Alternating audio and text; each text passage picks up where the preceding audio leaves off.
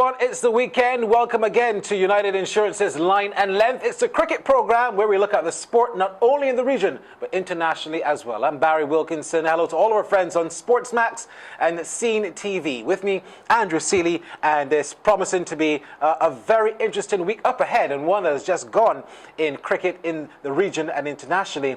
Tomorrow, of course, is the start of the We versus Them series in Kingston, Jamaica at Sabina Park, when the West Indies will play New Zealand. Good to see Test cricket back in the thick of things. And then last week, Andrew, we saw the end of IPL 7, a great final, one dominated by the Kings 11, by the Kolkata Knight Riders against the Kings 11 Punjab, and Sunil Narine left out of the West Indies. So many things to discuss. Well, certainly, Barry. First of all, you should say congratulations, Andrew. I chose the Kolkata Knight Riders against the Kings 11 Punjab. So.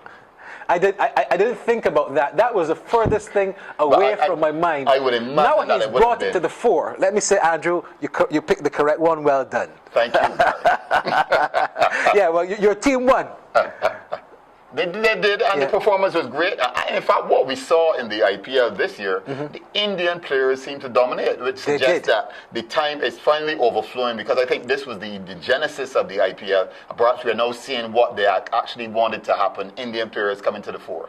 Right, and tomorrow, We versus Them series, you're going to catch up with Otis Gibson, coach of the West Indies team, who has a lot to say, and he was very honest about his approach in terms of a lot of the players coming off of injuries and what have you. But certainly the selected 13 and Otis, we speak extensively about all of the players because we know some of the concerns, but Otis is optimistic that in Jamaica against New Zealand, that West Indies can and will do well.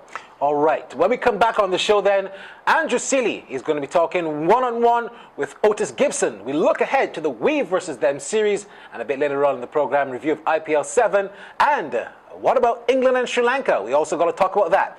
Don't move a muscle. United Insurance's Line and Length about to begin.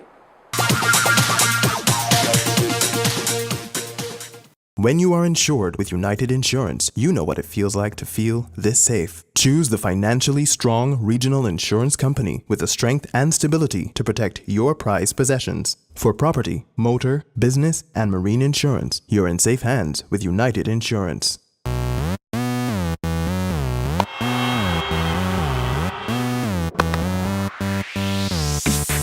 In the Caribbean, we do things a little differently. Okay, a lot differently. Our parties are bigger and more colorful. Our people are more beautiful and more sensual.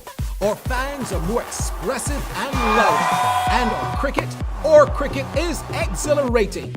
Limacall CPL, the biggest party in sport, is back, and it's time to come see the stars of West Indies cricket alongside the best international players in T20.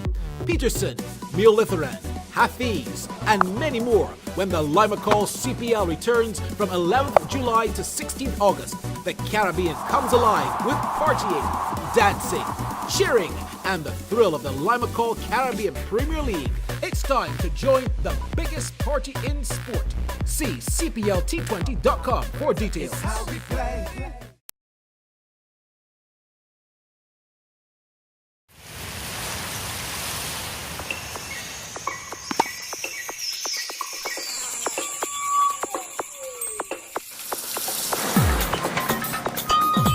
As the battle heats up across the region in the Limacall Caribbean Premier League T20, there's only one way to keep your cool. Limacall. Limacall, the freshness of a breeze in a bottle.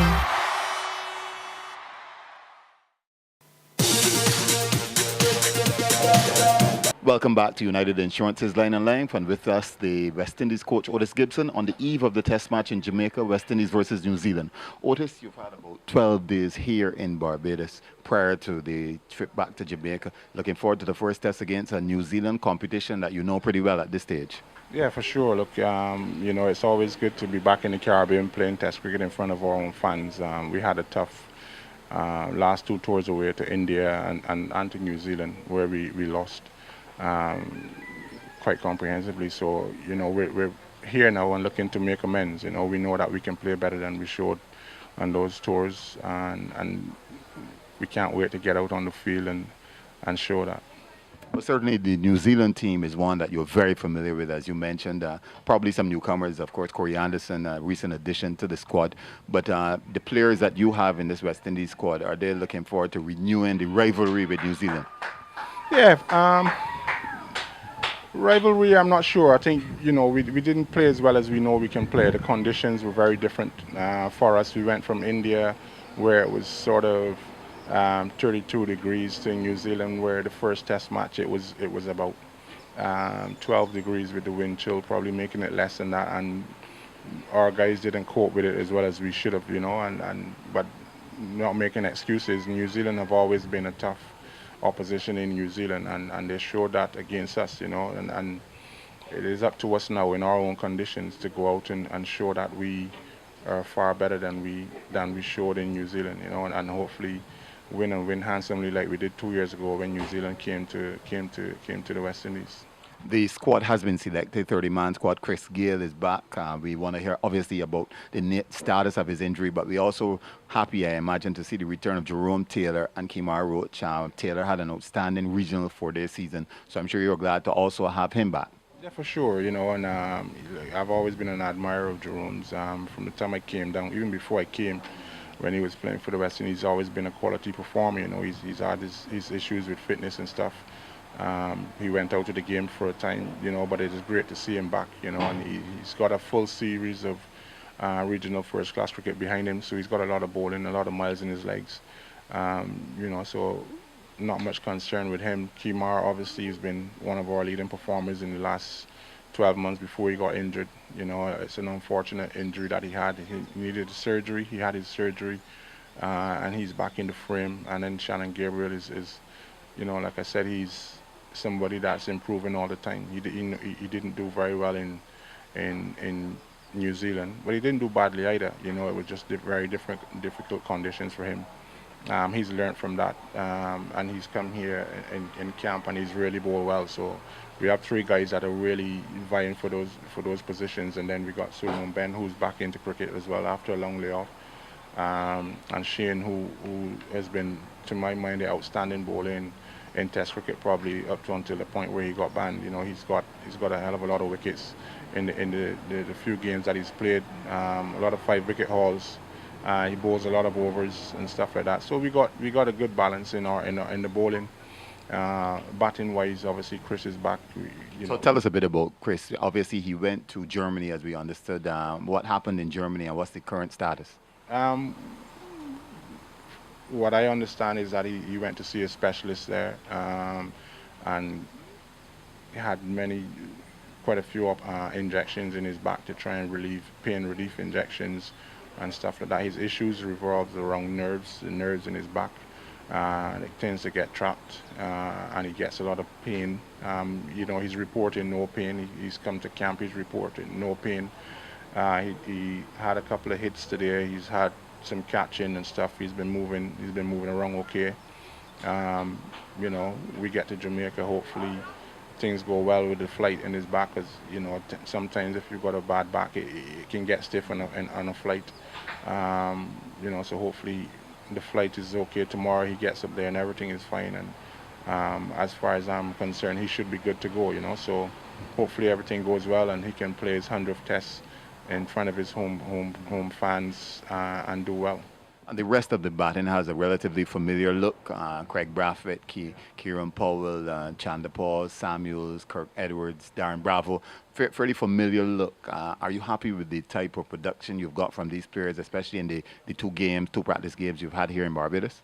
Yeah, look, the practice games is about getting confidence and getting up to speed with your game and making sure that your game is in, fine-tuning, so that when you get to Jamaica, your confidence level is sky high and you can just go out and play, and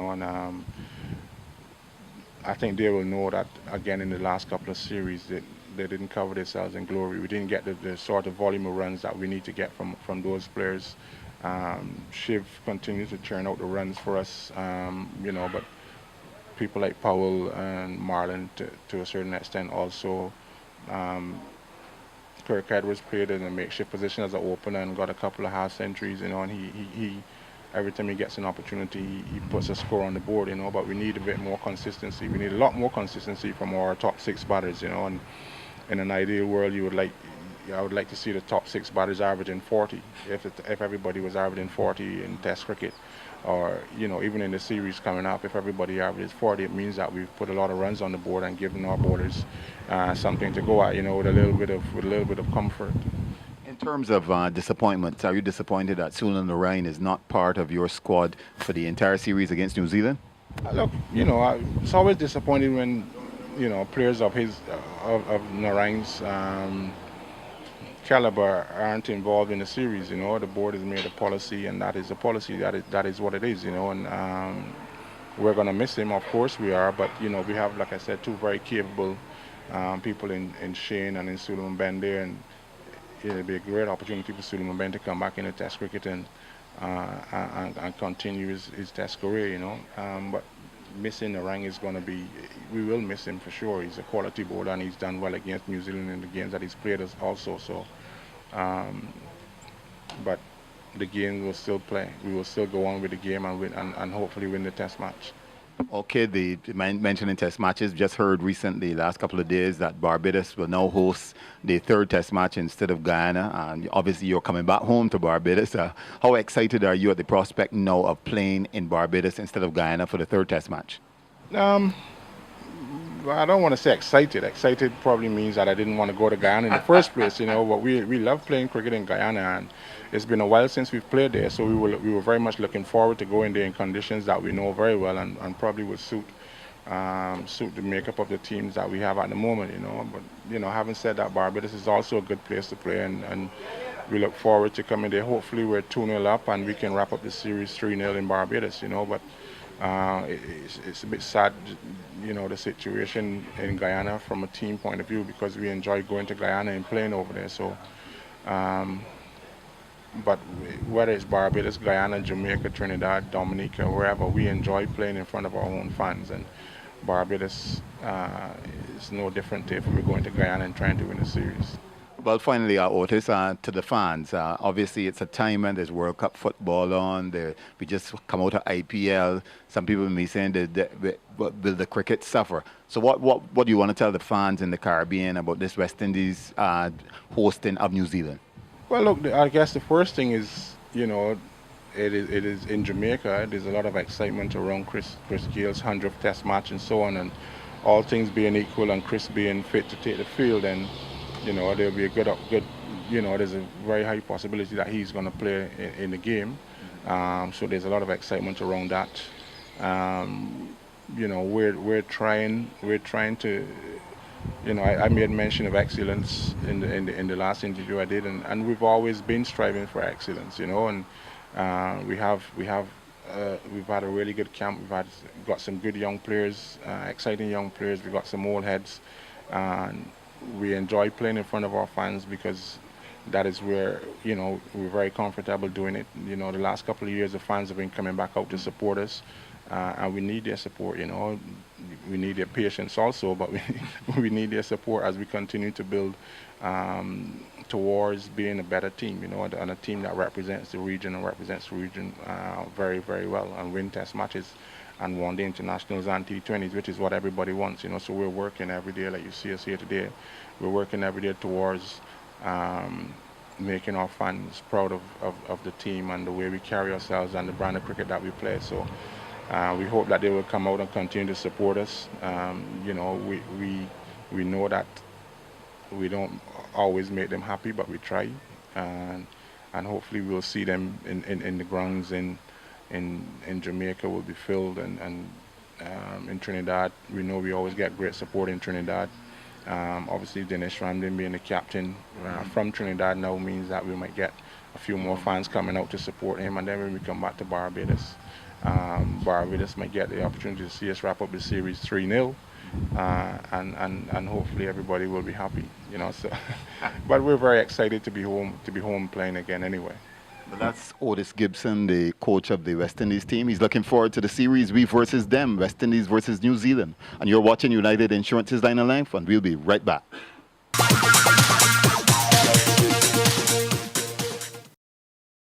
When you are insured with United Insurance, you know you're in safe hands because our AM Best Excellent rating means that we have the financial strength and stability to protect your prized possessions. Rely on the company that understands your needs for property, motor, business, and marine insurance. For all your general insurance needs, choose United Insurance.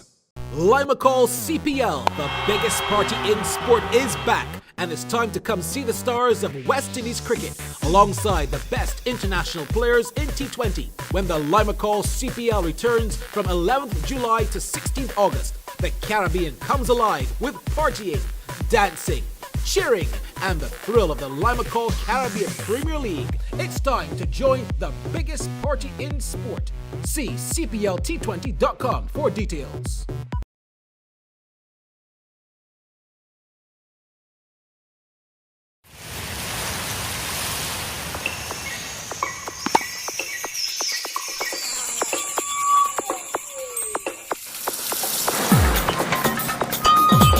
As the battle heats up across the region in the Limacall Caribbean Premier League T20, there's only one way to keep your cool. Limacall.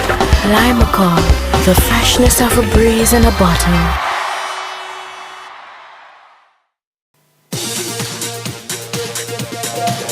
Well, interesting stuff there from Otis Gibson. We hope that they can put all of that positiveness inside of that first test, which blows off tomorrow, Kingston, Jamaica at Sabina Park.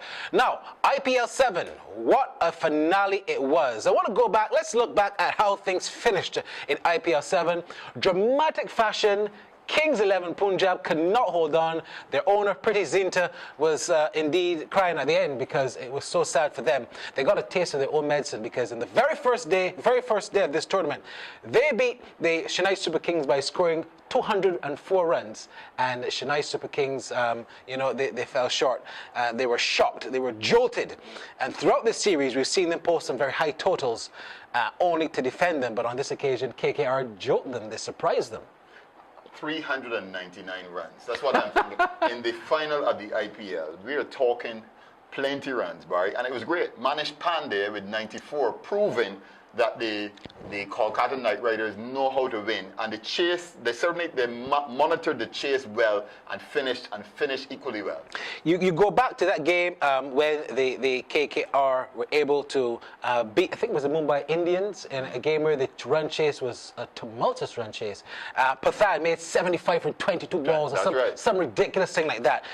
I felt then that their momentum was almost unstoppable, and it has been proven correct. Saha scored 100 for the Kings 11. Maxwell was a failure, he got a duck, 39 runs in his last 5 innings.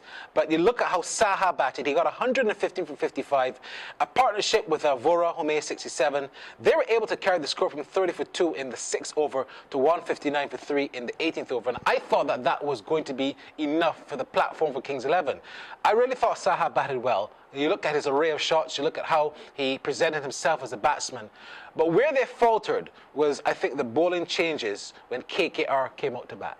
Well, sir, what we must analyze, though, is the way the Kolkata Knight Riders batsmen responded to the challenge of scoring 200 for victory. And I think that is the reason why they secured victory, because they faced the challenge head-on, despite losing Robin Athapa, who was their leading batsman up to that time, losing them early in the piece with the score only 6 in the first over. But thereafter, Pathan coming in and managed Pandey and Gautam Gambhir, even though he only scored 23, the style and manner in which they produced the early runs gave them the initial momentum, because the reality is that at 156, they were in the 16th over at 156, so they were always on target to get the 200. Indeed, they were. We did see, though, a very good bowling performance from Karanveer Singh, 4 for 54. But earlier, we saw something very unusual. Sunil Rai was roughed up. I think there was one over, he went for about 24 runs or something like that. Yeah, we didn't see that all season long. Still finished with, I think, the second most wickets, but it's not usual to see Sunil Rai roughed up in a T20 game. But it had to happen eventually, and obviously in a final, players, all bets are off in a final. So even though you would take care against Narayan initially or early in the season, when you come to the final, there's no doubt that your challenge is to hit whoever's bowling. So and of course Narayan is bowling at the death, so we're going to go after him because we need to get to 200. So then, congratulations to the Kolkata Knight Riders, winners for the second time of the IPL in this IPL 7 season. What did you make of Narayan not making the deadline to get back to the Caribbean and subsequently pulling out of any selection chances of the Test series? I think the rules are there, Barry, and he knew the rules beforehand. And strange as it may seem, the board actually stuck to their rules this time. Yeah. Because too often the board has been very, very flexible in terms of certain players, but they have stuck to the rules this time. And I think we have the opportunity now to see two other spinners perhaps take the attack for the West Indies. Unfortunately, the Ryan won't be here, but I think we must stick to the rules. Yes, they went for principle over player, which was significant because we have seen, like you said, several times when the board have been lenient, they have tinkered with their policies to allow certain things, but this time they didn't. The majority of people in the Caribbean, though, listening to the radio talk shows and getting feedback from people, is that they still believe that some kind of waiver could have been done for Sunil Ryan. What do you think? Send us a tweet at Line Length. That's at Line Length, and tell us what you think about the Sunil Ryan incident. You can also send us your emails if you want to be a bit more self-explanatory to cricket@lineandlength.net. That's cricket@lineandlength.net. When we come back for the last lap on the show, we're going to have a look at the England versus Sri Lanka series and a couple of controversies that erupted from that one-day series that the Sri Lankans won 3-2. Don't move a muscle.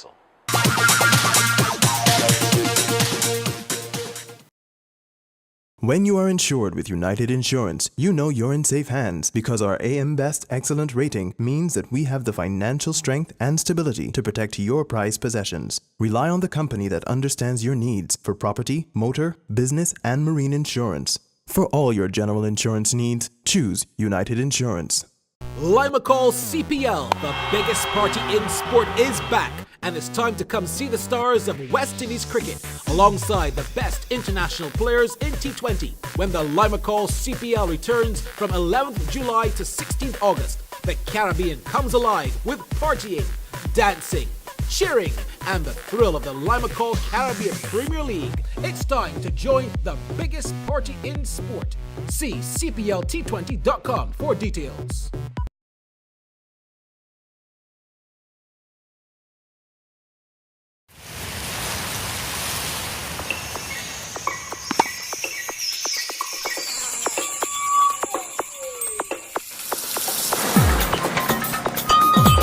As the battle heats up across the region in the Limacol Caribbean Premier League T20, there's only one way to keep your cool. Limacol.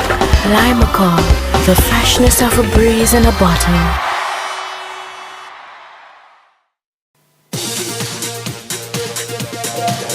Welcome back to the program. Of course, next week starts the Test series between England and Sri Lanka. Let's rewind a little bit, though. A very interesting one-day series, which the Sri Lankans won 3-2. One of the most controversial incidents, Sennaika running out Jos Buttler after he was warned the first time to stop moving out of his crease. I remember Dwayne Smith and Dwayne Bravo having this similar type of thing happen in the Caribbean T20 last year that happened in St. Lucia. What do you make of that? Was Buttler wrong to do what he did, and was Sennaika within his right to do what he did? Well, Sennaika was certainly within his right. There's no question of that, because it's not within the rules to stop you from doing that. If he indicated as well that he had warned Buttler on more than one occasion, that's according to Mahela Jayawardene, who's a senior player in the team, obviously speaking out on behalf of Sennaika, who is a young player in the team. He said that Buttler was warned twice before. But I think the question is, as captain, did Angela Matthews do the correct thing by not calling back Buttler or not? I think, to me, that is the more fundamental question. If he didn't call Buttler back, to me, he would be making mockery of the rules. He'd perhaps be saying, well, this is a rule that's obviously not needed, and he might be endorsing it. I think he did the right thing, and batsmen have to be more vigilant about what they do. People say that he wasn't stealing a yeah, run. but I don't buy that. So what was he trying to do? Why are you out of your crease if you're not trying to steal a run? It's the same thing as when a batsman hits the ball back, the bowler barely touches it with his finger, or and the batsman is out of his crease, and the bails are broken and there's a run out. Same thing. It's a rule. I think Butler was in the wrong in that particular situation. Some good coming out for the West Indies out of that series, as strange as that might sound, is that we saw some very good bowling from Christopher Jordan, who's on the verge of making his Test debut for England. He's been in the called up in the 15, and it means now in the 12. In the 12, actually, it means now that Christopher Jordan, after making his debut for England in the ODIs, is about to make his Test debut. How many West Indians have played for England? I know Roland Butcher. He's one. How many other, we can narrow it down, how many other Barbadians have played Test cricket? Barbadians, I don't know, Gladstone Small. Gladstone Small. Can't remember the and others. Roland Butcher. Roland Butcher. But certainly Christopher Jordan, born and bred in Barbados from Combermere School, played a few matches for Barbados. Many thought that the West Indies selectors should have called him just after the 2 years ago playing for Barbados. He wasn't called. He made a decision to go to England, and I guess we could say now the rest is history. He won 2 Man of the Match awards in the one-day internationals, batted well, bowled well. He's an excellent fielder. The Sri Lankans don't like his hostility at all, and I'm sure that's the reason why he's been picked this time. Yeah, went to school with none other than Rihanna. They were at school, I think, and they're very good friends. And they're very good friends. I wonder if he's going to come half naked for the first test. What do you think? No. Well, I know for sure the contract that he signed with the ECB won't allow that. I know for sure. But certainly we want to wish Jordan the very, very best, because we know that he will do very well for the England. We don't want him to play for England when West Indies go there or come. Well, they're coming here next year. So, yeah. So it's possible that he'll be here. We're not sure where those games are going to be played yet. But have you got any word yet? No word yet, but I'll read much from what has happened in this last instance, where Guyana have lost the right to hold the game. Guyana is probably not on the list anymore. So Guyana won't be on the list. So we can X out Guyana. And Barbados might be firm favourites to hold another game. I know there's been a lot of lobbying. I don't know how the lobbyists have done. I don't see England coming to the Caribbean. And at least, even if they don't play in Barbados, you got to have them playing in St. Lucia or Antigua. Must play in either one of them. England can't come and not play in St. Lucia. Imagine you were saying that. They must play. Listen to you, Barry Wilkinson. They must. Go ahead. Okay. Yeah. All right. There's no doubt about it. All right. We've put a wrap on the show. Thank you so much. We've got so much to discuss next week. The first test would have culminated. Chris Gale's 100th. Congratulations to Chris. Let's hope he plays tomorrow, and we'll have much to discuss and look back at when we look in the test series, we versus them. Of course, we have the second test starts in Trinidad and Tobago, and then the third right here in Barbados. So we got lots of cricket to look forward to. England versus Sri Lanka series also starting. And finally, congratulations to Hashim Amla. We did discuss that it was either going to be him or A.B. de Villiers. Amla getting the And I think the note that they said was that because the 2015 World Cup is so soon, they don't want to burden de Villiers with the captaincy of Tests, because South Africa desperately wants to win an international tournament. Indeed, and they want to get back that #1 position, which the Aussies have reclaimed. Well, that's it for our show. Continue to send us your emails and send us your tweets, cricket@lineandlength.net or at linelength on Twitter. I'm Barry Wilkinson on behalf of Andrew Seeley. On to next week. Goodbye and God bless.